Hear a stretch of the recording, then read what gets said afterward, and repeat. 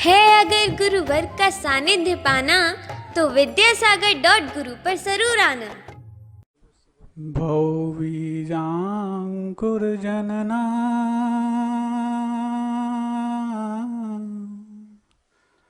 भौवीजाङ्कुर्जनना रागाद्याक्षयमुपागता यस्य ब्रह्मा वा विष्णुर्वा हरो जिनो वा नमस्तस्मै। जो विद्यादि सागर सुधी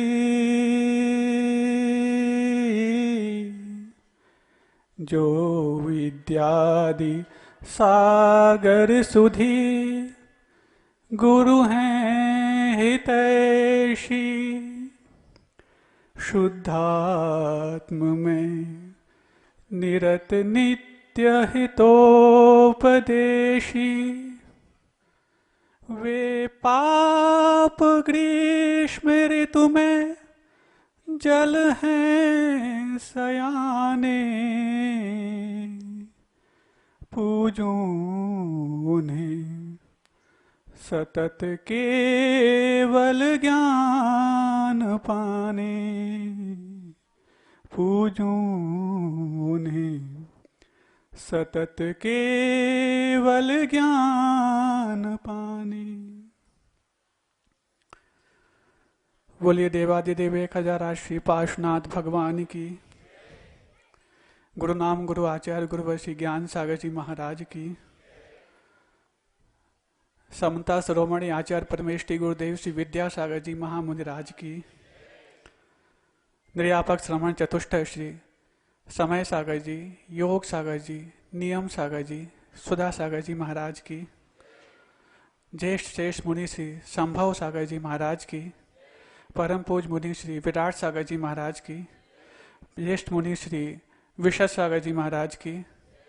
पूज्य मुनि श्री दुर्लभ सागर जी, विनम्र सागर जी, निस्वार्थ सागर जी से आदि लेकर ओंकार सागर पर्यंत समस्त मुनि राजों की।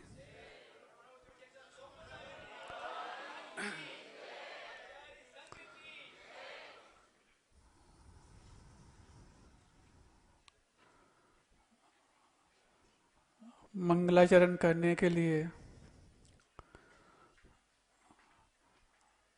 हम सबकी भावना थी कि मुनिराज मंगलाचरण करें, लेकिन मंगलाचरण में ही भावुक कर दिया। अब आगे बात कैसे बढ़े।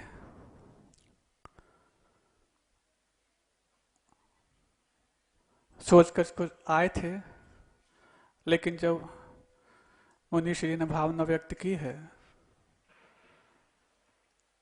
कुछ कुछ उन चीज़ों को लेते हुए, और सबसे बड़ी बात तो ये कि इस पुण्यात्माओं के बीचों बीच अपने आप को पाकर मैं अपने आप को बहुत अभिभूत महसूस कर रहा हूँ। जो मंचासीन हैं वो तो परम पुण्यात्मा हैं ही, और जो सभा में हैं वो भी पुण्यात्मा इसीलिए हैं क्योंकि गुरुदेव की आज्ञा पालन करने में वो भी सहयोगी बन रहे हैं। गुरुदेव की आज्ञा मात्र है कि पिबतु पायेत व अन्यान। स्वाध्याय करना है तो स्वयं भी करते हुए यदि दूसरों को मिल जाए तो इसमें क्या दिक्कत है। कुछ लोगों ने कहा संख्या कम है, लेकिन पिछले बार ही गुरुदेव ने और पूज्य बड़े महाराज जी ने पूज्य योग सागर जी महाराज का वो दृष्टांत सामने रख कर के भूमिका बना ही दी थी, तो ज़्यादा कुछ कहने का अवसर मिला ही नहीं। वो दृष्टांत छोटा सा है, बता के मैं आगे बढ़ूंगा कि ऐसे ही एक सभा में जब श्रोता कम थे तो वक्ता को लगा कि इतने से कम लोगों को क्या सुनाना। तो जिन्होंने उनके लिए आग्रह किया था उन्होंने कहा कि गौशाला में यदि एक गाय होगी तो चारा नहीं डालोगे क्या।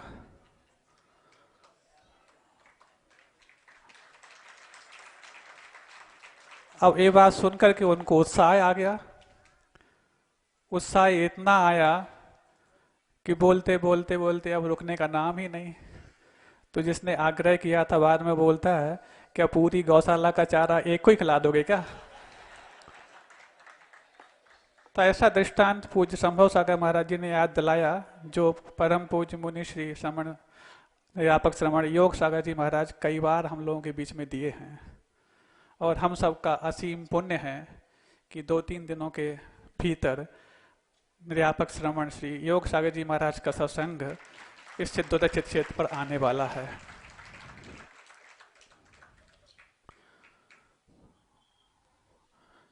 मोक्ष मार्ग आस्था पर आधारित होता है, तो संसार मार्ग आशा पर। ज्यों-ज्यों हमारी आशाएं बढ़ती जाती हैं, आस्था में स्खलन होना स्वाभाविक सी बात है। गर्मी का समय आ रहा है और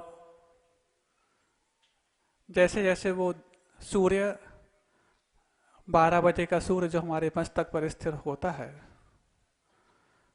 तो परछाई बिल्कुल भी नहीं पड़ती, अथवा यूं कहिए कि वो परछाई आपके चरणों में आ पड़ती है। तो जैसे वो सूर्य जब मस्तक पर आ जाता है, मस्तक पर स्थित होता है, तो परछाई नहीं पड़ती, वैसे ही जब आस्था हमारे मस्तिष्क में स्थिर हो जाती है तो संदेह की परछाई नहीं पड़ती। और मैं समझता हूं कि यहाँ पर जितने भी आस्थावान श्रावक हैं, वो यहाँ पर संदेह और संशय के बगैर सिर्फ मात्र हमारे जीवन में उस ज्ञान सूर्य जो हमारे लिए चारित्र के कमल को प्रफुल्लित करने के लिए, पुलकित करने के लिए कारण बनता है, भावना लेकर के यहाँ पर आए हुए हैं। 27 जून का वो दिन जब गुरुदेव ने एक बहुत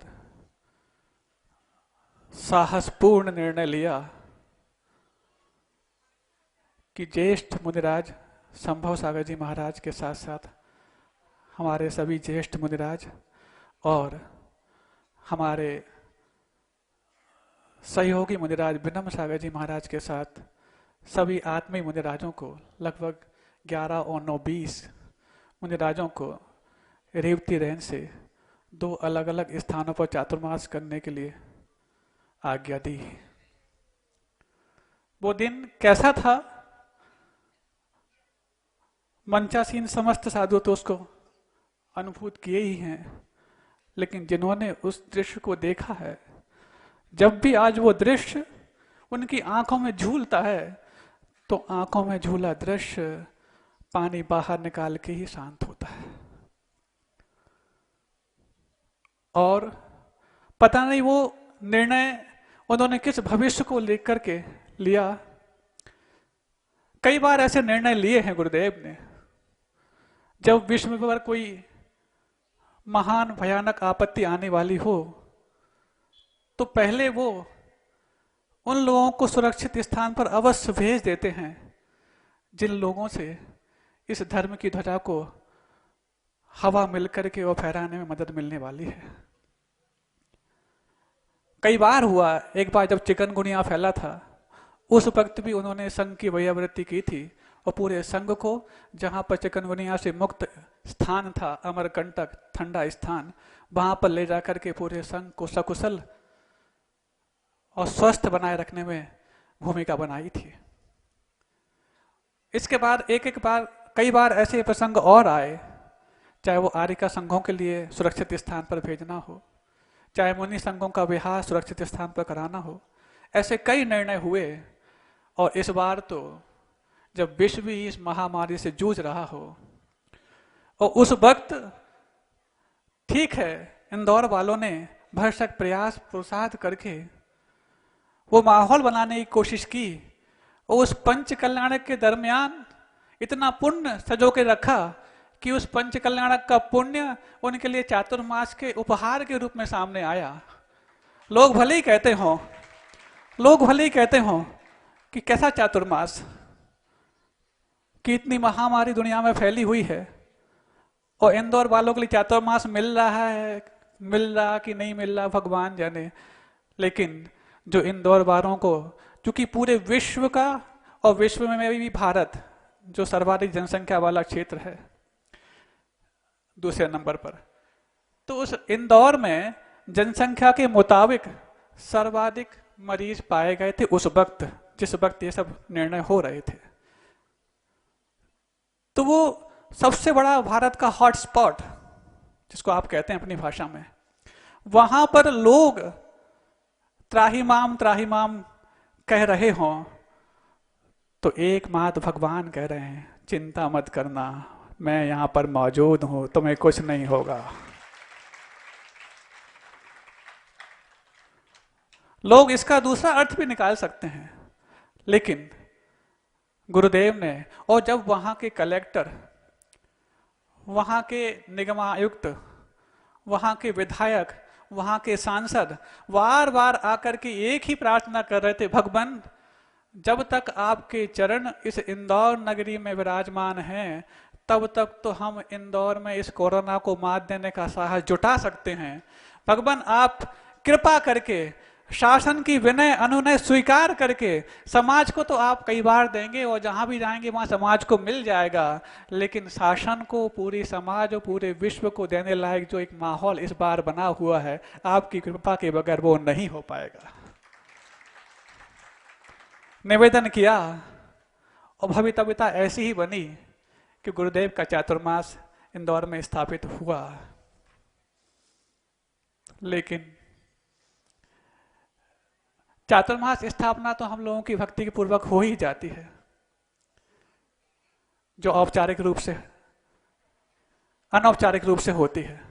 लेकिन आप लोगों की जो कलश स्थापना होती है, उस कलश स्थापना तक चूंकि दोनों मुनि संघ अपने अपने गंतव्य तक विहार कर चुके थे और पहुंच चुके थे, इसी बीच अपन सबके पुण्य की ऐसी कमी आई कि भगवान समक्ष विराजमान हैं। वो उस समय जब महावीर समोसरण में विराजमान थे, वो 66 दिन तक दिव्य ध्वनि नहीं खड़ी थी। उस वक्त लोग क्या सोच रहे होंगे, क्या हो गया ऐसा, सुनने वाला मौजूद है, सुनाने वाला मौजूद है, लेकिन ऐसी किस चीज की कमी है जो शायद हमारे लिए बीच में रोड़ा अटका करके और बाधक बन रही है। इस बार तो ऐसा कुछ भी नहीं था। शायद हम यही समझे कि वहां पर इंद्रभूति की प्रतीक्षा हो रही थी, तो यहाँ से कोई इंद्रभूति रूप में बाहर चले गए थे, तो शायद हमको वो नहीं उस समय उपलब्ध हो पाया था। और पहली बार चातुर्मास कलश स्थापना ऐसी रही। कैसी रही, क्या आप मुझसे सुनना चाहोगे? सब ज्ञात है, सब चीजें सुनाने से पता नहीं लगती, आपको पता पहले से होती। तो वो पहली बार इस प्रकार से हुआ। हम सब पुण्य संजो रहे थे। अभी महाराज जी ने अतिशयोक्ति में बोल दिया कि हम 7 महाराज, अथवा उस समय तो पूरे 12 महाराज मौजूद थे, बाद में 7, चूंकि 5 महाराजों का भी पहले तो अजय ने वही इंदौर में कॉलोनी में प्रभावना हेतु विहार कराया, फिर उसके पश्चात तीर्थ यात्रा हेतु उनका विहार निर्माण की ओर भी हुआ, और फिर बाद में मुनि श्री विनम्र सागर जी के साथ, और फिर मुनि विनम्र सागर जी महाराज भी मुनि श्री संभव सागर जी के साथ संयुक्त रूप से 26 महाराजों के साथ इस नैमावर क्षेत्र में पधारे। ये हम सबका तीव्रतम पुण्य है। दुर्लभम त्रयम एवैतत्, दुर्लभम त्रयम एवैतत्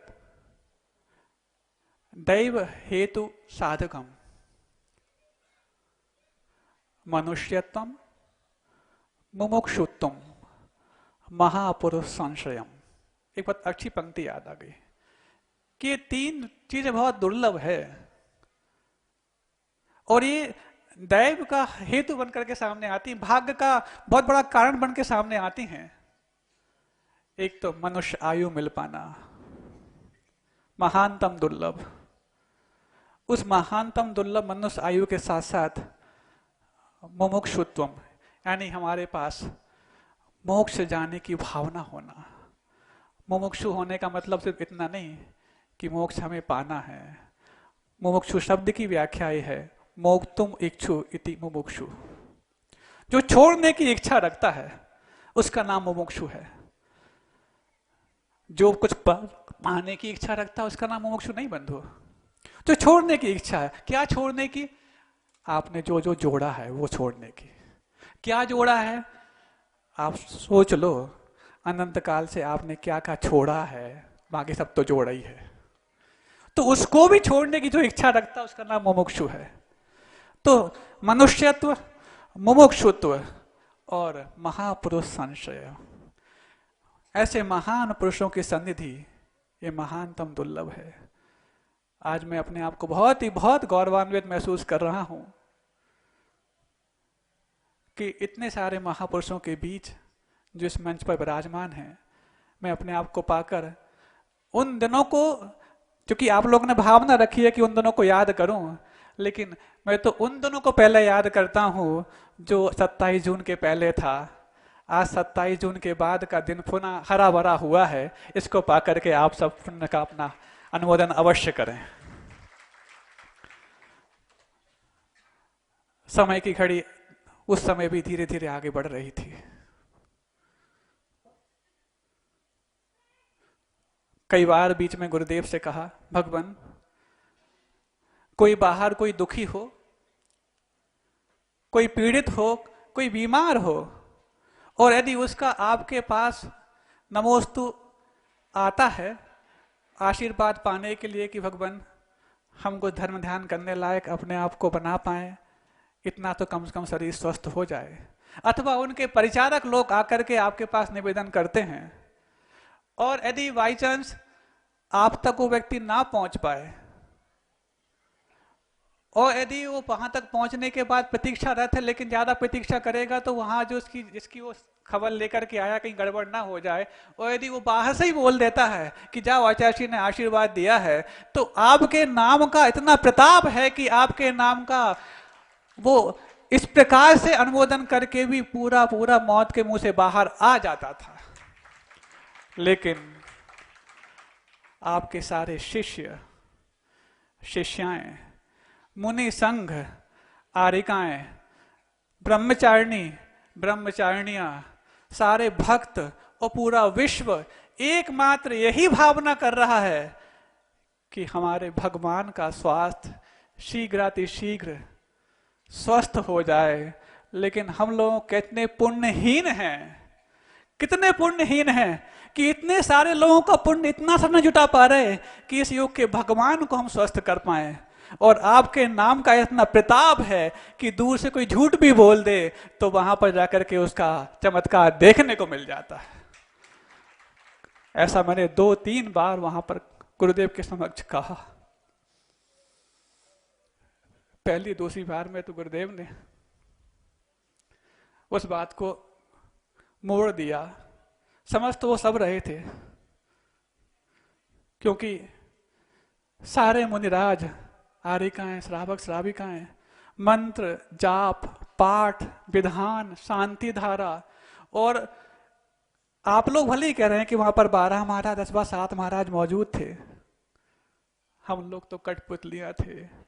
इन कठपुतलियों को नचाने वाली डोर तो यहाँ पर सब बैठी हुई है, वो डोर दिखती नहीं है, मां तो उस मंच पर कठपुतली दिखती है। वो जो डोर होती है, वो काली डोर इन सबके हाथों में थी। और बार बार निर्देशन, मार्गदर्शन, आशीर्वचन जो हम सबको वहां मिलते रहते थे, और इन सभी 12 महाराज के साथ मेरे लिए कुछ वहां पर अपने हाथ पैर चलाने का अवसर मिल पाया। लेकिन इन 12 में भी कोई मेरी आंखें थे, कोई मेरे मस्तिष्क थे, कोई मेरे बाजुओं की ताकत थे, कोई मेरे पैरों में वो एक ऊर्जा भरते थे कि घबराना नहीं। क्योंकि साहिल का सुकून तो 27 जून के पहले था। साहिल का सुकून तो 27 जून के पहल के था। कहते हैं साहिल के सुकून से हमें इनकार नहीं है, लेकिन तूफान से कश्ती निकालने का मजा ही कुछ और है। तो इन सब का वो संबल हमारे लिए वो ऊर्जा देता था, और गुरुदेव का मार्गदर्शन और दयालुता भरा वो उद्बोधन हम सबको कुछ आगे बढ़ने के लिए प्रेरित करता था। तदीय वस्तु तुभ्यम एव समर्पितम वाली बात कि उन्होंने जो हम सबके लिए सिखाया, अथवा उस समय जो सिखाते जा रहे थे, छोटे छोटे प्रयोग उन्हीं से सीख करके हम लोग कर पा रहे थे, और सभी बड़े महाराजों का बाहर से जो संबल मार्गदर्शन मिल रहा था वो हमारे लिए कुछ करने के लिए प्रेरित करता था। धीरे धीरे एक लहर जैसे तैसे आप सबके पुण्य के उदय में शांत हो पाई, वो गुरुदेव स्वास्थ्य की ओर धीरे धीरे बढ़ रहे थे। ये चातुर्मास की शुरुआत की बात है बंधु। 15-20 दिन में उसकी थोड़ी रिकवरी हो पाई। हम लोग थोड़े से सांस में सांस ला पाए, लेकिन किसी प्रकार से कोई ने कोताही नहीं बरती, कोई लापरवाही नहीं की, और सभी अनवरत रूप से यहाँ पर बैठे सभी सभासद और मंचासीन मुनिराज सभी ने, और जो जो बाहर से आज यहाँ नहीं आए हैं, रास्ते में हैं अथवा आस्था में गुरुदेव को समाये हुए हैं, उन सब ने जो मेहनत की है उस मेहनत को मैं याद करके उनका उपकार चुकाना नहीं चाहता। क्यों? क्योंकि मैं उनके उपकार से अपने आप को हमेशा आभारी बनाना चाहता हूं, बल्कि उनके उपकार को अपने माथे पर रख करके कभी भूलना नहीं चाहता, क्योंकि चुका दूंगा तो फिर जाकर के शायद उनके उपकार की मैं कीमत नहीं कर पाऊंगा जो उन सब ने वहां पर रह करके अनुष्ठान जाप पाठ किए हैं। तो 15 दिन में जैसे तैसे कर वो रिकवरी हो पाई।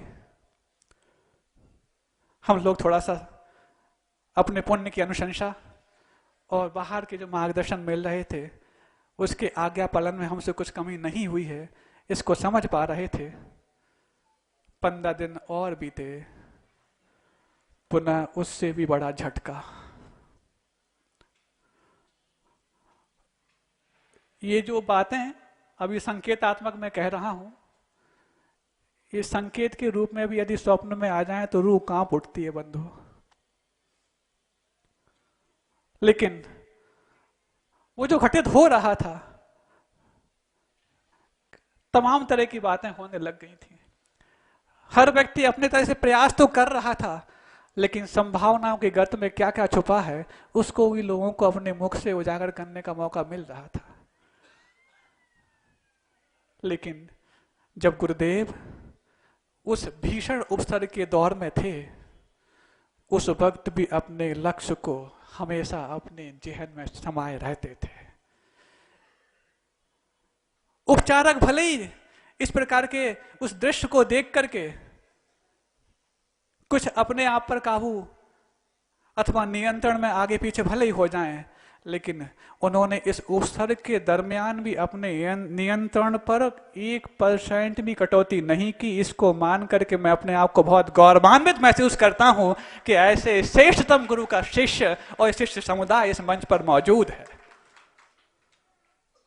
कई बार होता है जब आप लोग भी अस्वस्थ होते हैं तो कुछ आज की बात ही, कल की बात ही क्या हुई है जल्दी दिमाग में नहीं आती, आती भी है तो थोड़ा प्रयास करने के बाद आती है। तो वो चीजें जो आज घटित हो रही है कई बार वहां पर उपस्थित हो पाए अथवा ना हो पाए, लेकिन वो एक लक्ष्य जो उन्होंने 53 साल की साधना के दरमियान बना के रखा है, कभी भी स्वप्न में भी उनसे दूर नहीं हो पाया। ये उनकी साधना का सबसे बड़ा प्रमाण पत्र है। अब जब दूसरी बार वो झटका आया, मैं इन 12 लोगों के साथ साथ उन 2-3 लोगों को याद करना इसलिए आवश्यक समझता हूं, बल्कि याद करने से उनको मैं ऋण चुका रहा हूं उनका, ऐसा नहीं, मात्र याद कर रहा हूं। ऋणता उनका हमेशा स्थायी रूप में है। नाम लेकर के किसी को छूट जाए तो बुरा ना माने। ये तो मैं पहले ही कह चुका हूं कि सभी व्यक्तियों ने, सारे ब्रह्मचारी, ब्रह्मचारिणी, मुनि और आर्यिका, सभी ने वो योगदान दिया है। लेकिन जब सभी योगदान दे रहे हैं तो कुछ योगदान ऐसे भी होते हैं जो समक्ष रखने लायक भी होते हैं। ब्रह्मचारी संजय भैया, ब्रह्मचारी विनय भैया, ब्रह्मचारी पंकज भैया, और भी वहां पर सुनील भैया, पदम भैया, दीपक भैया, सभी मौजूद थे। और बीच बीच में कई ब्रह्मचारी वहां पर आते रहे, अपने योगदान देते रहे। लेकिन इन 2-3 भैया लोगों ने जो अपने दिन रात एक करके, खुद को भूल करके हम सभी 12 महाराजों को सहयोग जो दिया है, वो सहयोग उनके नाम मात्र को याद करके हम लौटाना नहीं चाहते। कई बार तो ऐसा होता कि उस समय हमें ये याद नहीं रह पाता कि हम लोग 12 हैं कि 15 हैं। क्यों? क्योंकि जब 20 महाराज हम लोगों के बीच में प्रत्यक्ष रूप में नहीं है, परोक्ष से तो वो प्रत्यक्ष समान हमारे लिए संबल दे रहे थे, लेकिन जो प्रत्यक्ष होकर के भी कभी परोक्ष का अनुभव नहीं करने में कारण बन रहे थे, उन लोग को भी हम सब ने वहां पर वस्त्र के रूप में साधुवत व्यवहार करते हुए देखा है। बीच बीच में भक्तगण भी आते रहे। वो दृश्य देख करके उनको भावुक होना स्वाभाविक सी बात होती, लेकिन पहली बार का जो मार्गदर्शन और हमारे सभी महाराजों का वहां पर जो प्रयोग यदि सामने नहीं होता तो दूसरी बार का झटका तो भले ही गुरुदेव तो सहन करते हैं, लेकिन शायद मैं सहन नहीं कर पाता। पहली बार का जो अनुभव सभी महाराजों का जो था, वही प्रयोग धीरे धीरे हम लोग आगे बढ़ाए, गुरुदेव से बार बार निवेदन करते हुए, उनसे स्वयं मार्गदर्शन लेते हुए। और उनके मार्गदर्शन तो आगमिक और सांकेतिक होते हैं, लेकिन उन संकेतों का बाहर जो महाराज हैं उन सब से अर्थ समझते हुए धीरे धीरे आगे बढ़े। लेकिन चूंकि पहली बार का अस्वस्थता का जो कुछ भी क्षीणता थी, वो क्षीणता इतनी थी कि दूसरी बार की रिकवरी में बहुत देर से शुरुआत हो पाई। जब शुरुआत ही देर से हो पा रही है तो फिर अंजाम हमें सुखद कितनी देर से मिलेगा, इस बारे में संभावनाएं बहुत बनती गई। ऐसा क्या हुआ था, क्या हुआ था? लोगों के मन में प्रश्न उठने लग गए। वो तो कुछ नहीं हुआ था जो विश्व में हो रहा था, लेकिन बाद में वो जो विश्व में हो रहा था वो संतनवास के बाहर हुआ, वो आपको सबको ज्ञात है। क्यों हुआ, कैसे हुआ, वो बताने की आवश्यकता नहीं है। लेकिन जो यहां अंदर हो रहा था, उस अंदर के बारे में कई लोगों की अपनी अपनी उत्कंठाएं। मैं यहां से कह देना चाहता हूं कि जो विश्व में हो रहा था वो वहां अंदर कुछ भी नहीं हुआ, लेकिन अंदर उस जो विश्व में हो रहा था उससे बहुत बढ़ के हो रहा था। चारों प्रकार के उपसर्ग जब एक साथ आ जाएं तो एक प्रकार के उपसर्ग में तो उपसर्ग विजेता पाशनाथ, आप लोग उनका नाम लेकर के संकट मोचक, विघ्नहर्ता सब कुछ मान लेते हैं, जो चारों प्रकार के उपसर्ग झेले हो। महाराज जी, चारों प्रकार के उपसर्ग कैसे वहां पर एक साथ? पहली बात तो 4 प्रकार के उपसर्ग होते कौन हैं? तो मनुष्यकृत, देवकृत, त्रियंचकृत और प्रकृतिकृत। प्रकृति तो उस समय चूंकि किस रूप में थी, बारिश का मौसम भी था, और वहां पर पहाड़ी पर होने पर थोड़ी सी हवाएं अपने हिसाब से ही चलती हैं, पहाड़ी एरिया है, तो वो तो अपना दिखा ही रहा था। और जब क्षीणता बढ़ रही हो तो इस प्रकार की प्रकृति वहां पर सहयोगी कम बन पाती है। हम ये क्यों कहें कि वो विरोधी बनती है या प्रतिकूल बनती है, सहयोगी कम बन पाती है। मनुष्यकृत तो पूरे विश्व में ही फैला हुआ था, यदि वो वहां पर यदि आकर के किसी प्रकार से अपनी उपस्थिति दर्ज कर दें तो इस चीज से बार बार वहां पर सुरक्षा, वहां पर नियंत्रण हो पाए, इसके लिए आप सब ने भरसक प्रयास किए और उसमें काफी हद तक सफलता भी पाई। त्रियंचकृत, तो त्रियंचकृत भी वहां पर हुए हैं जो वहां पर गए हों तो रात्रि में उन्होंने देखे होंगे कि किस प्रकार की आवाजें, उस समय मात्र। उसके बाद सब ठीक हो गया और आज तो इतना अच्छा हो गया, वहां पर सुनते हैं कि वहां पर जाकर के लोग ऐसा अनुभव कर रहे हैं कि जैसे यहाँ पर चतुर्थकालीन माहौल आज भी बना हुआ है और गुरुदेव के चातुर्मास से पवित्र भूमि जो वो हुई है वो उसकी वर्गणाएं आज वहां पर और एक सुखद रूप में फैल रही हैं। और रही बात चौथे उपसर्ग की, जब पार्श्वनाथ पर हो सकता है तो फिर भावी तीर्थंकर पर। ये सब चल रहे थे वहां पर। खैर वो सब तो एक अलग विषय है। धीरे धीरे रिकवरी हो रही है और जब प्रयास सभी लोग मिलकर के कर रहे हैं और सफलता बहुत धीमे मिलती है तो आत्मविश्वास बहुत जल्दी नहीं आ पाता। उस आत्मविश्वास को बार बार अपने अंदर जगाने के लिए सभी एक दूसरे को प्रोत्साहित तो करते, लेकिन गुरुदेव की एक मुस्कान सुबह से जब मिल जाती तो उत्साह में दिन दूनी और चार रात चौगनी बढ़ोतरी अपने आप हो जाती। इस बीच में मैं एक चीज और कहना चाहूंगा कि वहां पर जो श्रावकगण मौजूद थे उन लोगों के लिए उस तत्परता से वहां पर दर्शन लाभ शायद नहीं मिल पा रहा होगा जैसी सुलभता से आज आपको यहाँ पर मिल रहा है। इस बीच में हम सभी के माध्यम से वहां पर कुछ आप लोगों के लिए, जिसको आप बाधा भी कह सकते हैं, उपस्थिति की गई हो, तो हम सभी की ओर से मैं आप सबसे, क्योंकि आप सब ने उस यज्ञ में अपनी आहुतियां दी हैं तो उसको आप भूल पाएंगे ऐसा निवेदन अवश्य कर सकता हूं। होता है जिस चीज के लिए वहां पर उपस्थित हो वस्तु सामने हो, ऐसा कौन सा दर्शनावर्णी कर्म का उदय, ऐसा कौन सा वो हमारे अंतराय कर्म का उदय कि भगवान साक्षात मौजूद वहां पर हैं और भक्त उनके दर्शन करने के लिए लालायित है, लेकिन कौन सा तीव्र अंतराय कर्म जो हम सब ने बांधा और वहां पर जाकर के उपस्थित होकर के हमारे लिए बाधक बना हुआ है। सोचने में मजबूर होना पड़ रहा होगा।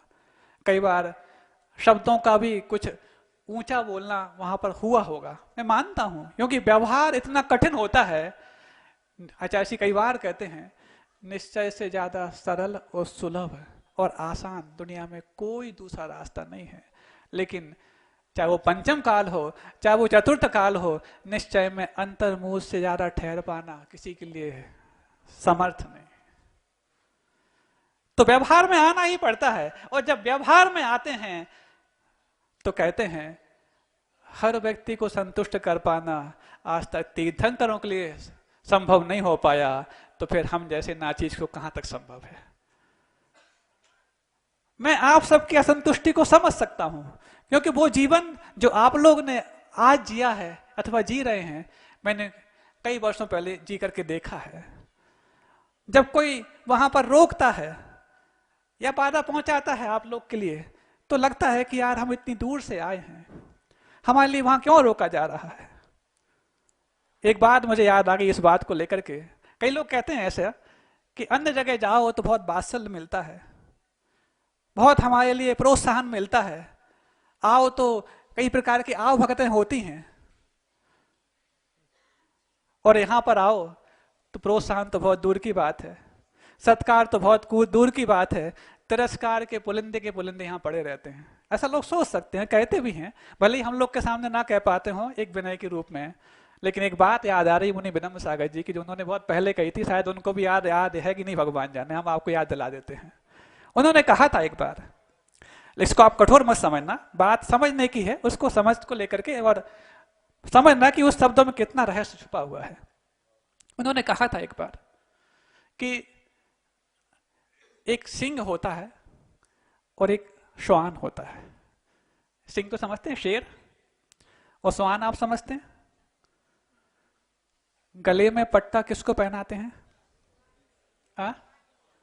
कभी सिंह के गले में पट्टा देखा आप लोगों ने? और पट्टा कौन पहनाता है? जो उसके लिए बहुत पुचकारता है, दुलारता है, सब कुछ करता है। क्या गुरुदेव के भक्त सिंह से कम हैं क्या? अरे इनको तो हंटर भी दिखाया जाए तो ये रिंग मास्टर मान करके उसके आगे पीछे ही रहेंगे, और पट्टा तो फिर उनको स्वीकार कभी नहीं हो सकता, क्योंकि एक भागती फिरती थी दुनिया, जब तलब करते थे हम और जब मुख मोड़ लिया बेकरार आने को है। गुरुदेव अपने ऐसे ही, जितने वो इस चकाचौंध से दूर भागते हैं, जितने श्रावकों से अनुयायियों से वो अपने आप को बचाते हैं, उतनी ज्यादा उससे कई गुनी रफ्तार में श्रावकों की भीड़ उनके समक्ष उपस्थित हो जाती है। यही तो सच्ची और पवित्र साधना का प्रतिफल है बंधुओं।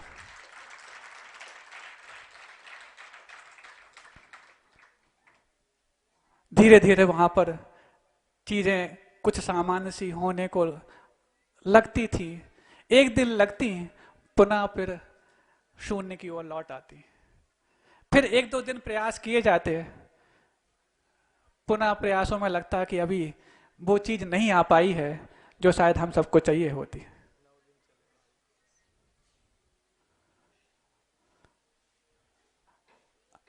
आप लोगों के मंत्र जाप पाठ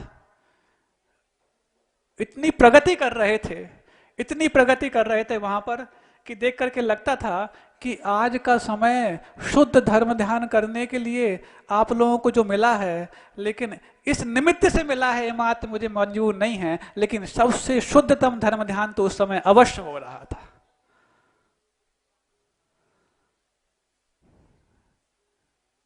बीच में जब बहुत स्थिति हाथ से बेकाबू होने लग रही थी, दूसरी प्रकार की बातें भी लोग सोचने लग गए थे। लेकिन लोग क्या सोचेंगे?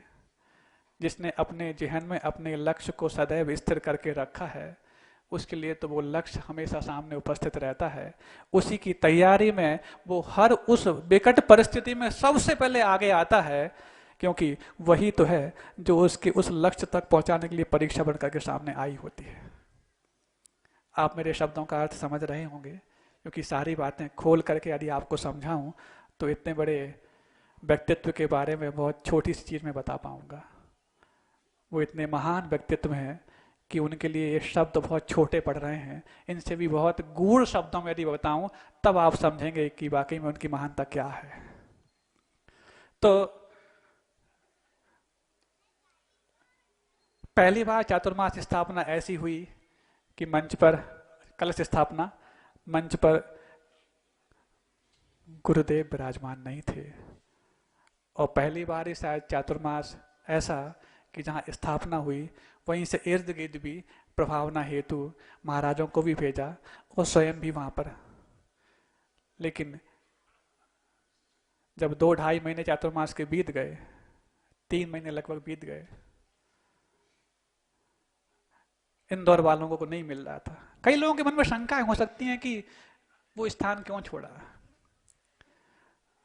उस शंका का कुछ हद तक निरसन शायद आप इस शब्द को सुनकर के, वाक्य को सुनकर के कर सकते हैं।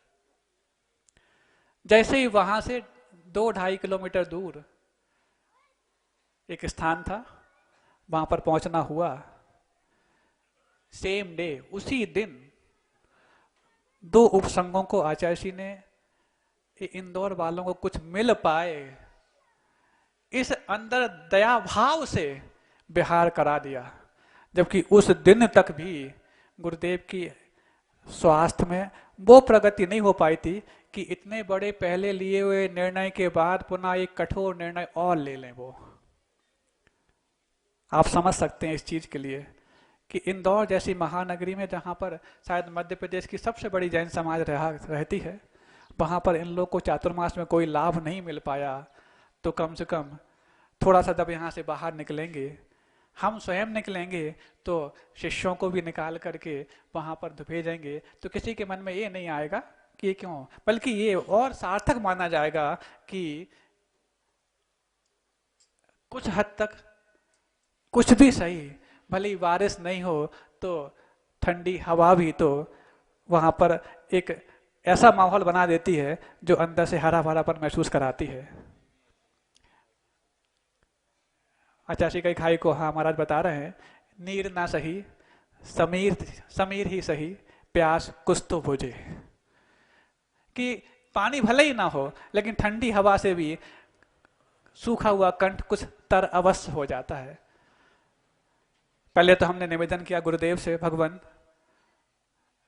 पहले ही इतनी बड़ी आपने कठोर निर्णय ले ली है, इसके बाद ये दो दो संघ, पहले तो एक संघ के बारे में बताया कि ऐसा ऐसा सोचा है। हमने कहा आप आज ही तो वहां से आए हैं, और वो आने में भी सोचिए कि वो 2.5 किलोमीटर या 2.25 किलोमीटर मात्र रेवती रेंज से वो स्थान था जहाँ पहला पड़ाव हम लोग का हुआ था।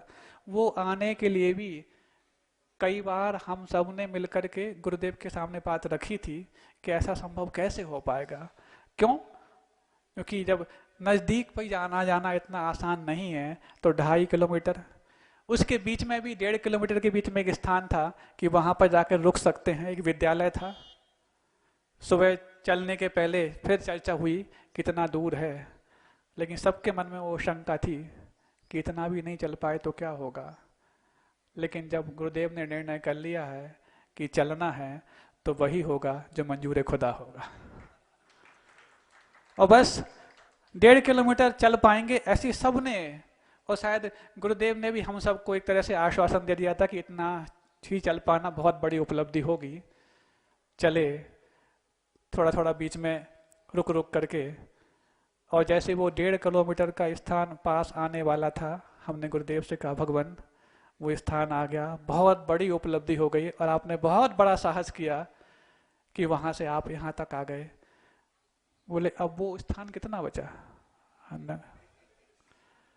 हमने कहा वो स्थान मतलब नहीं, वो जहाँ पूरा चलना है, दूसरे रन में चलना था। हमने कहा वो तो अभी लगभग 1-1.25 किलोमीटर और होगा, तो यहाँ क्यों रुक रहे हो? हमने कहा नहीं, यहीं तक का था, इसके पहले बीच में तक का हो सकता था। चलो, इतना चल नहीं पाएंगे सब लोग, क्या कह दिया ना, चलो। होता है भले पैरों में जोर कम हो, लेकिन पैरोकार करने वाले के लिए जोर तो हमेशा बन जाता है। तो बस चलते चलते चलते वो पहुंच ही गए, और वहां पर जाकर कहते हैं इतना सा तो था। ये इतना बड़ा अजूबा आसान करने वाला ऐसा कौन सा पुण्य हम सबके उदय में आ गया कि आप कह रहे हो कि इतना सा तो था।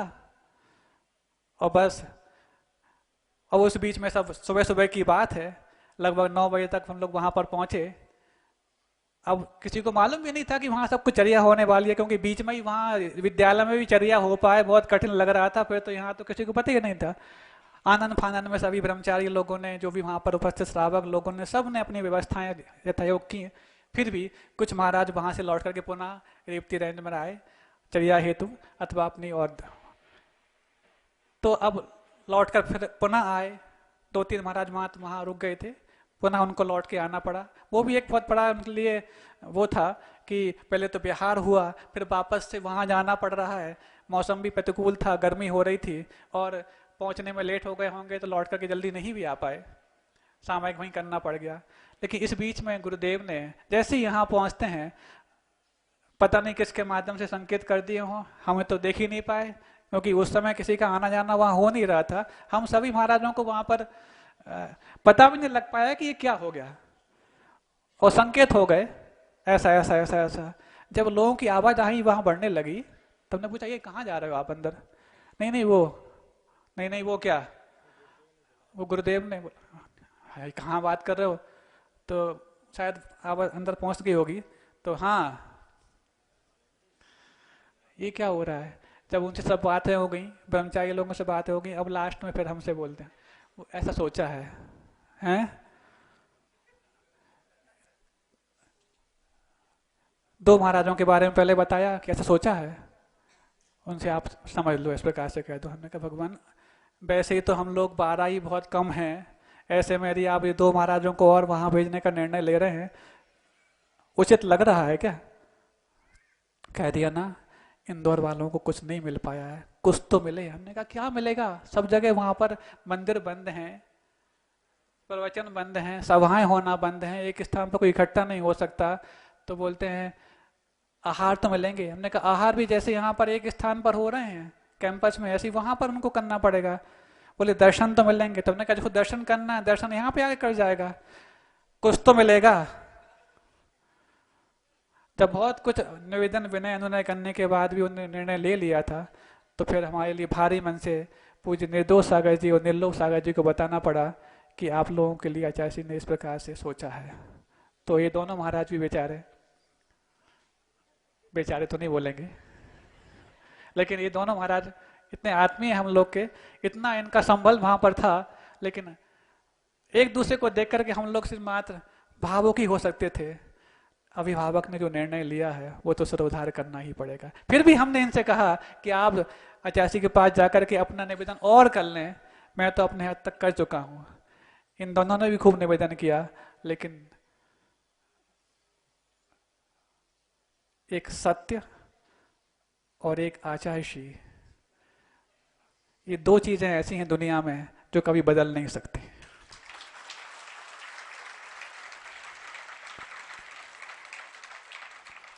और जब इन लोगों का जैसे तैसे स्वीकारोक्ति वहां पर मिली, 5 मिनट बाद फिर बुलाया, ऐसा और सोचा है भगवान। हमने कहा अब तो कम से कम रहम करो, वो अच्छा रहेगा, इन लोग को भी थोड़े से। अब वो क्या बोला ज़्यादा आपको बताएंगे नहीं, लेकिन सारे वो समझ जाओ कि उनने इन 3 महाराज, निरापद सागर जी, निराकुल सागर जी और निरुपम सागर जी महाराज के लिए भी एक अन्य उपनगर में जाने के लिए वहाँ पर उन साहबों को कुछ मिल पाए, इसलिए संकेत करने के लिए बुलाया था हमारे लिए। हमने कहा भगवान वैसे ही तो ये 2 महाराज जा रहे हैं और उनके बाद 3 और कह दिया ना। जब आप ज़्यादा भावुक होते हैं ना तो वो और कठोर हो जाते हैं, लेकिन उनकी कठोरता में बहुत दयालुता रहती है। दया आप पर हो रही थी और कहर यहाँ पर बरस रहा था।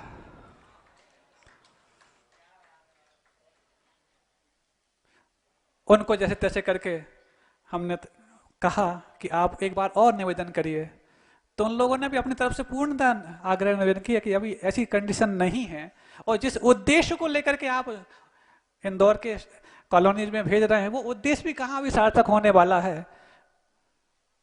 तो उन्होंने कुछ तो होगा, कुछ तो मिलेगा। उसी का पुण्य था कि गुरुदेव भी वहां पहुंच गए थे। तो फिर ये सब जो हुआ वहां पर, और दोनों संघ वहां अपने अपने गंतव्य तक पहुंच गए। और पास नहीं कि 2-3-4 किलोमीटर, कम से कम 10 किलोमीटर दूर हम लोगों से अलग अलग थे। और कहते हुए गए कि महाराज जी कुछ भी यदि पता लगे, कुछ भी यदि ऐसा आगे पीछे कुछ होता है तो आप बेझिझक हम लोगों को संकेत करिएगा, हम आधा घंटे के भीतर आपके पास आ जाएंगे। तो इनका यही तो संबल हम सभी 7 महाराजों के लिए बार बार ऊर्जा भरता रहा। अगले दिन गुरुदेव कहते हैं वो तुमने सुना है? मैंने कहा जी क्या? अब क्या सुना? सब तो सुन लिया। वो तुमने सुना है? हमने कहा जी क्या? वो एक सिंचाई होती है वो फव्वारे वाली। हमने कहा स्प्रिंकलर वाली। तो वो उससे अच्छी सिंचाई हो जाती है, सब जगह थोड़ा थोड़ा पहुंच जाता है, तो सब जगह अपने आप खेती अच्छी होती है। हम समझ रहे क्या कहना वाले हैं। तो बोले मैंने भी ऐसा ही किया है, सबको मिल जाए। तो फिर हमने कहा कि यदि मूल पाइप में यदि पानी कम बचे और स्प्रिंकलर कराई जाए सिंचाई कैसे होती? बोले तुम नहीं जानते, तुम्हारा स्प्रिंकलर अलग टाइप का है, हमारा अलग टाइप का है।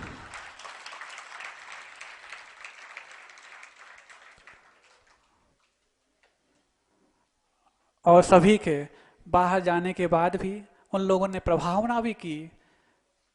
सभी महाराज बाहर कर ही रहे थे, लेकिन साधना इस रूप में कि जिन्होंने हमें साधना का ककहरा सिखाया है, उनका स्वास्थ्य इस हद तक ठीक हो जाए ताकि हम लोग ककहरा से और आगे उनसे सीख पाए।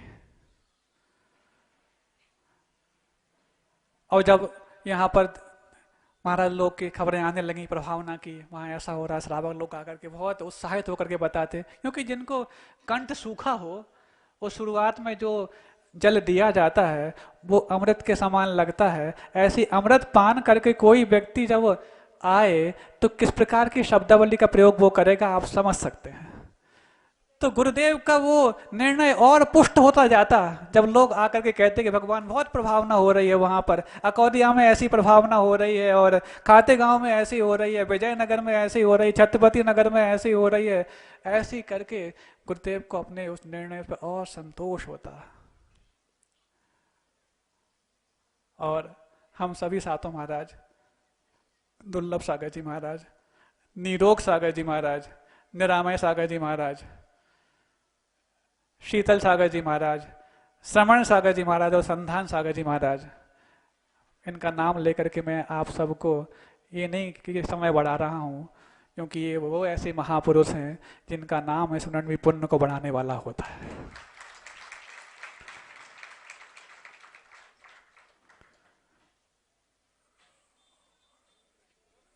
क्योंकि यदि आपको मेरी बात में कुछ यदि लग रहा है तो ये बात भी भली माइक ये है लेकिन बोल ये सब रहे हैं।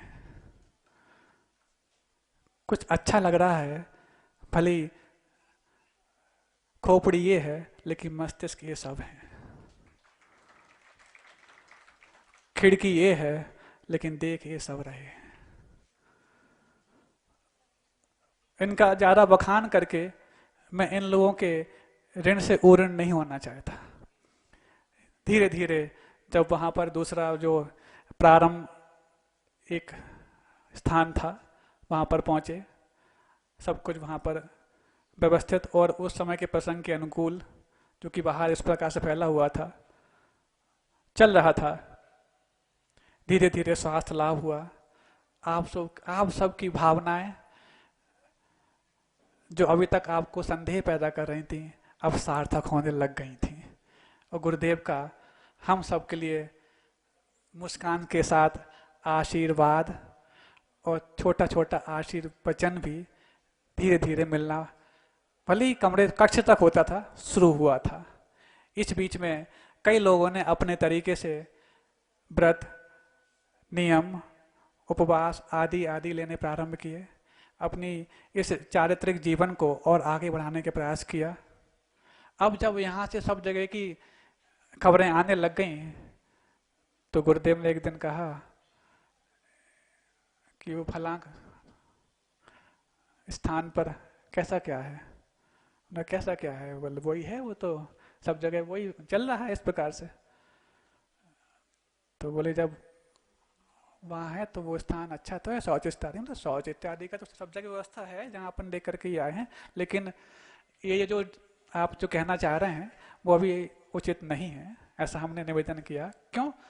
क्योंकि हम नहीं कह रहे हैं, कलेक्टर, सांसद, विधायक, सारे प्रशासनिक खेमे के जो कुछ भी अगुवा होते हैं वो सब यही कह रहे हैं कि गुरुदेव अब सबसे अच्छे स्थान पर उन दौर में आ गए हैं, अब यहाँ से आगे कहीं और ना जाएं तो हम सब के लिए बहुत अच्छे से लाभ और मिल पाएगा।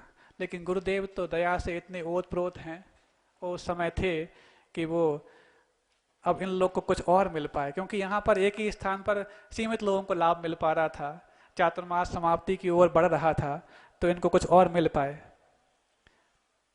तो एक दो स्थानों के नाम उन्होंने कहे, तो हम सभी महाराजों ने कहा कि अभी वहां जाने लायक स्थिति नहीं है। तो उन्होंने उदाहरण दिया कि दो संघ भी तो कर रहे हैं वहां पर, छत्रपति नगर में महाराज कर रहे हैं, विजयनगर में कर रहे हैं, वो उनका हो रहा था अपना भी। तो हमने कहा उन लोग की बात अलग है, वो सब स्वस्थ हैं, युवा हैं, और सबसे बड़ी बात है कि प्रभावना कर रहे हैं, लेकिन प्रभावना के लिए उनके लिए इतनी गैदरिंग वहां होती हो। लेकिन आप तो यहाँ पर यदि एक झलक मिल जाए तो हजारों लोग कब इकट्ठे हो जाते पता नहीं लगता, और 1000 लोग यदि एक साथ इकट्ठे हो जाएंगे तो प्रशासन फिर कहाँ व्यवस्था कर पाएगा। बोले नहीं, सब होगी व्यवस्था। व्यवस्था क्या, सब व्यवस्थित रहो, अपने आप में हो जाएगी व्यवस्था। क्या करने अपने लिए अपन का। लेकिन आप तो ठीक है, आप ही तो बताते हैं जब पुराणों में मिलते हैं कि जब तीर्थंकर विहार करते थे अथवा जब वो वहां से निकलते थे तो लोग पागल हो जाते थे। जो पनिहारन के मस्तक पर कलश रखा हुआ वो गिर जाता था, जिनके गोद में बच्चे होते थे तो वो देख करके उनको छोड़ देते थे। ये सब दृश्य जब वहां पर पुराणों में मिलते हैं और आप हम लोग को बताते हैं, ये दृश्य आज तो उतने ही सुलभ हैं। क्यों? क्योंकि तीर्थंकर सम व्यक्तित्व यदि बाहर निकलेगा तो इस प्रकार की बातें होंगी होंगी।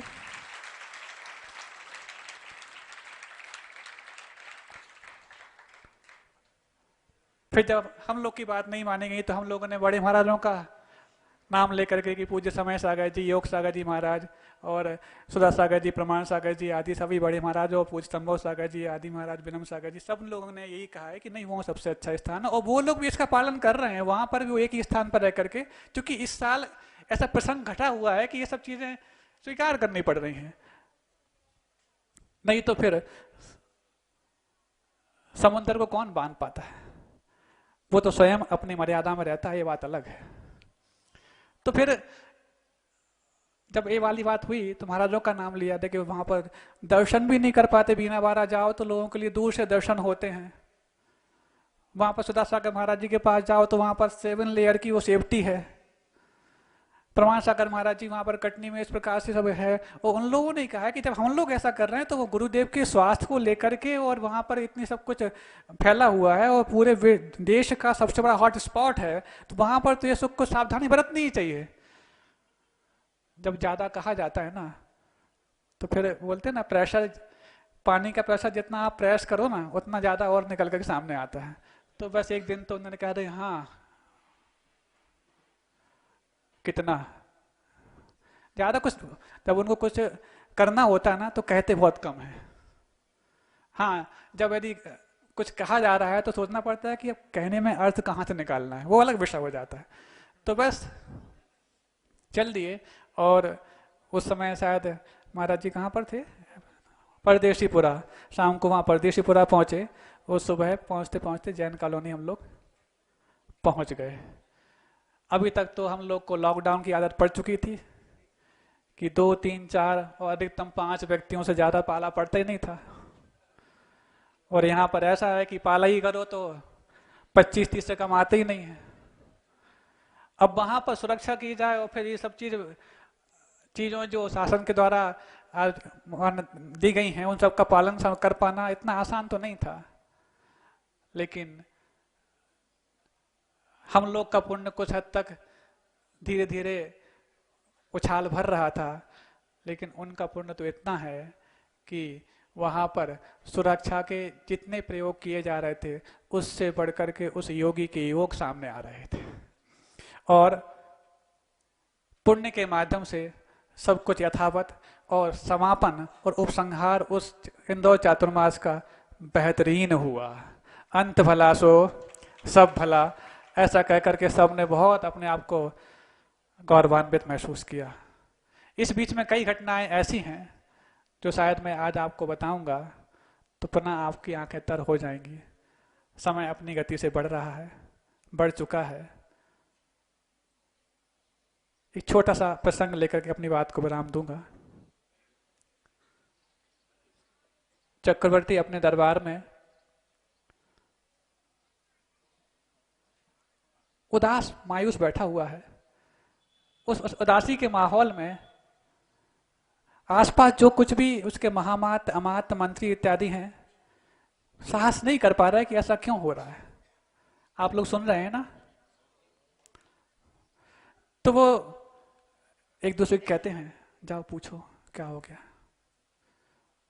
तुम पूछो, नहीं नहीं तुम पूछो, नहीं नहीं तुम बड़े हो, नहीं नहीं बड़े से क्या मतलब होता है, तुम अच्छे से पूछ लेते हो। ये सब वहां पर कुछ पुसाहट चल रही है। सत्य घटना बता रहे चक्रवर्ती के समय की। होता है, वो कहता है कि बड़े इसलिए हैं कि हम डांट खाएं का। नहीं नहीं आपकी बात अच्छी, पूछ लो आप।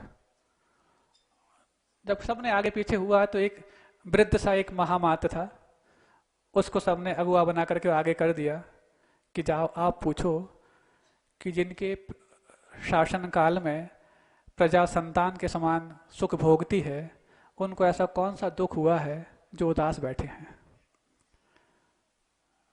तो जाकर के पूछता है, कृपा निधान, दया निधान, आपने हम सबको बचपन से लेकर आज तक कभी भी स्वप्न में भी सुखी करने का कोई प्रयास नहीं छोड़ा है, लेकिन आज कुछ हम अलग ही देख पा रहे हैं।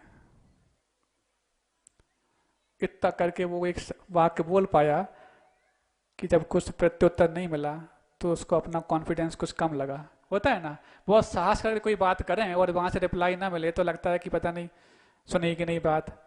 फिर दूसरे शब्दों में उसी बात को दोहरा कर बोलता है, हे दीनानाथ, आपकी कृपा से हम सब सुख भोग रहे हैं, लेकिन क्या हमारे जीवन में हमने इतना भी पुण्य नहीं कमाया कि जिनके कारण हम सुख का अनुभव करते हैं उनको कुछ हद तक सुखी देख पाए? ऐसी गहरी सांस वहां ले ली गई और कुछ जवाब नहीं मिला।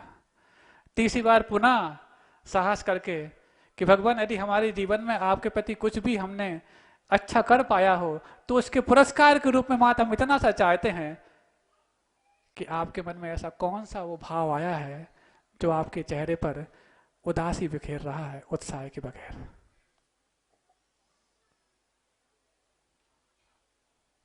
कुछ मत बोलो महामात, चलो कम से कम कुछ सुना तो सही। भले जवाब ये बोला कुछ मत बोलो। नहीं नहीं भगवान, मैं जानता हूं कि हम लोग इतने लायक तो नहीं हैं कि आपके लिए कुछ कर पाए, लेकिन हम कुछ कर पाए कि नहीं कर पाए ये समझने लायक तो अपने आप को पाते हैं। कृपा करके बताओ। और बहुत अनुनय विनय, समय हो रहा है मैं जल्दी कर रहा हूं, अनुनय विनय करते हुए उन्होंने आखिरकार चक्रवर्ती से वो बात करने के लिए मजबूर कर ही दिया।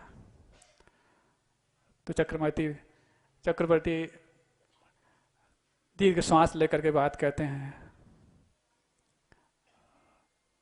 सुन के क्या करोगे? हम कर तो कुछ नहीं पाएंगे, लेकिन कहते हैं ना कि सुनने से कुछ दुख हम खत्म कर पाए या ना कर पाए, हल्का तो अवश्य कर सकते हैं। तो बस वो कहता है कि आज मेरे ये हाथ जैसे महसूस नहीं हो रहे। क्या हो गया भगवान? आप तो महापुरुषों में आते हैं, शलाका पुरुषों में आते हैं, आपके हाथों में ना पैरालाइज हो सकता, ना किसी प्रकार से कोई रोग आ सकता है, इस प्रकार से ऐसा क्या क्यों कह रहे हैं? और कुछ लग भी तो नहीं रहा। अभी मैं राज वैद्य को बुलाता हूँ। कहा था ना महामात, तुम समझ नहीं पाओगे। तो भगवान, जो आप शब्द बोल रहे हैं उसका अर्थ तो मुझ जैसा अज्ञानी ऐसे ही लगाएगा। और भगवान कुछ दूसरा कष्ट हो तो बताओ। आज मेरी आंखें जैसी महसूस नहीं हो रही हैं। क्या हुआ भगवान? नेत्र रोग हो गया है। तो मैं बुलाता हूँ, व्यवस्था करता हूँ, आप बताइए तो सही। और आपकी दृष्टि तो ऐसी है जो सूर्य बिंब में स्थित जिन बिंब के दर्शन कर लेती है, आपकी दृष्टि में ऐसा कौन सा दोष हो गया? तुम समझ नहीं पाओगे महामात। भगवान कुछ ऐसे सरल शब्द बोल दो जो मुझ जैसे अल्प बुद्धि को समझ में आ जाए। तो वो कहता है, सुबह सुबह मेरे मन में प्रातःकाल उठ के ही एक विचार आया था कि आज मैं उन तपोधनों की, उन समतामय मूर्ति की, उन इस धरती पर साक्षात वितरण करने वाले भगवान के दर्शन कर पाऊं, बीतराग मुनि मुद्रा के मैं अपनी आंखों से लख पाऊं और उनको अपने इन कर कमलों से नवदा भक्ति पूर्वक कुछ अर्पण कर पाऊं। ऐसा विचार मेरे मन में आया था। लेकिन धिक्कार इस काल की और धिक्कार मेरे उस पुण्य की कि मेरे सारे सेवक, मेरे सारे सैनिक और सारे जो सभासद हैं, सब प्रत्येक इच्छा को विदिन ए मोमेंट पूरे करने का साहस कर लेते हैं।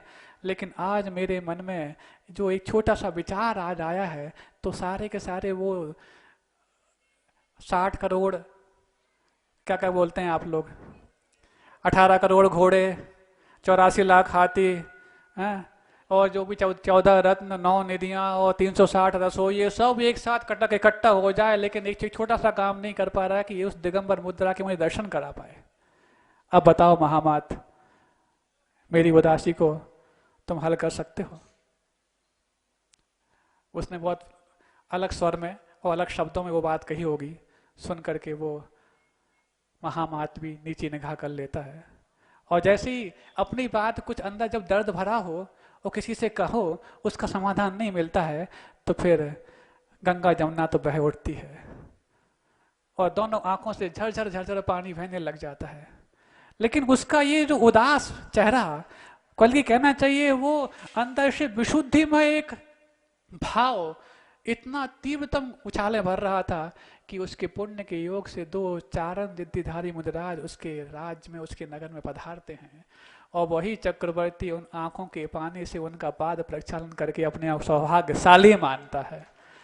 बंधु, ये तो उस समय की बात है जिस समय साक्षात चतुर्थ काल था, जहां पर एक साथ सैकड़ों सैकड़ों हजारों हजारों मुनिराजों के संग हुआ करते थे। उस वक्त भी उस चक्रवर्ती को अपने नगर में एक दो मुनिराजों की दिगंबर मुद्रा को लख पाना, दे पाना मुश्किल महसूस हो रहा था। बंधु, अपन तो इस पंचम काल के बहुत भीतर प्रवेश कर चुके हैं और आज हमारे लिए इस दिगंबर मुद्रा का हो पाना बहुत दुर्लभ है। लेकिन गुरुदेव का सातिशय पुण्य और हम सब का भी उनके युग में पैदा होना इस बात का गवाह है कि आज एक दो नहीं 35 और आगामी 3-4 दिन में 7-8 दिगंबर मुद्राएं और देखने के लिए हम लोग उपलब्ध होने वाले हैं। लेकिन बंधुओं, अपने उस पुण्य पर इस प्रकार से ताली बजा करके हम एक चीज ना भूल जाएं, क्योंकि ये दुर्लभ आज भी उतना ही दुर्लभ बना हुआ है। कैसे? तो एक चीज तो आप ही कई बार देखते हैं कि जब 35 40 महाराज एक साथ एक स्थान पर विराजमान हो रहे हों और हम भी डिजर्व करते हों कि भगवान अब तो हमारे साथ हमारे परिचित खूब सारे महाराज आ गए, अब तो जब हम 9:30 बजे 10 बजे खड़े होंगे तो फिर तो एक साधु तो हमारे खाते में दर्ज हो ही जाएंगे। लेकिन जब 31 32 33 34 और 35वें साधु भी जस्ट बाजू वाले चौके में थम जाते हैं तो हमारी धनकरें थम जाती है। तब लगता है कि ये दुर्लभ उतना ही आज बना हुआ है जो दुर्लभता उस चक्रवर्ती को उस चौथे काल में हुआ करती थी। लेकिन दर्शन के रूप में यदि हम सब ने इसको सुलभ बना पाया है तो इस सुलभता को किसी लापरवाही से हम बर्बाद ना करें। गुरुदेव के सर्वश्रेष्ठ भक्तों में शुमार आज इस सभा में मौजूद लोग, उनकी भक्ति में कम से कम इतना तो कि जो शासन आज आपसे चाहता है, जब पूरी दुनिया इस महामारी से जूझ रही है उस वक्त शासन भी आपसे अपील करता है, प्रधानमंत्री भी आपसे अपील करते हैं कि आप अपनी और अपने आत्मीय जनों की इस प्रकार से सुरक्षा कीजिए। तो जब आप अपने आत्मीय की इतनी सुरक्षा करते हैं तो सर्वश्रेष्ठ आत्मीय और सर्वश्रेष्ठ पूजने की सुरक्षा कितनी करेंगे। तो कम से कम मास्क लगाना और जो आपस में दूरी बना के रखना है, यदि ये कर पाए तो समझना आपकी गुरुदेव के प्रति भक्ति सच्ची है, और जो ये नहीं कर पाता तो उसको अपनी भक्ति अभी आंकनी है। इन सब में मैंने बहुत कुछ बोला, बहुत कुछ छूटा। उस सब को जो महाराज ने कहा था कि उदय उदीर्णा सत्व आदि जो कुछ भी 10 करण इत्यादि होते हैं वो तो अपन जब समय मिलेगा तो महाराजों से आगे सुनेंगे। आज अपन इतना ही सुन करके और अपने उस पुण्य को धीरे धीरे और बढ़ाएं, लापरवाही ना करें और आगे इस पुण्य के उदय में अपने जीवन में हम सब का, क्योंकि अंतिम ये 2 पंक्ति जो आगे मैं कहने जा रहा हूं उस पंक्ति में आने वाला है।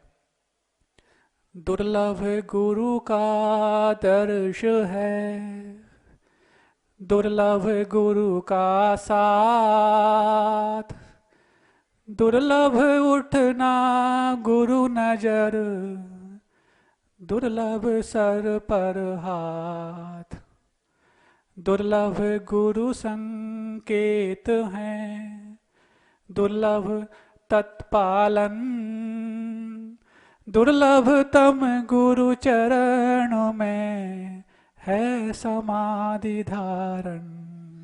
बोले आचार्य परमेष्टि गुरुदेव श्री विद्यासागर जी महामुनिराज की बुद्धि स्वात्मोपलब्धि शिव शौक सिद्धि चिंतामणिम चिंतित वस्तु दाने त्वां वंदे मानस ममास्तु।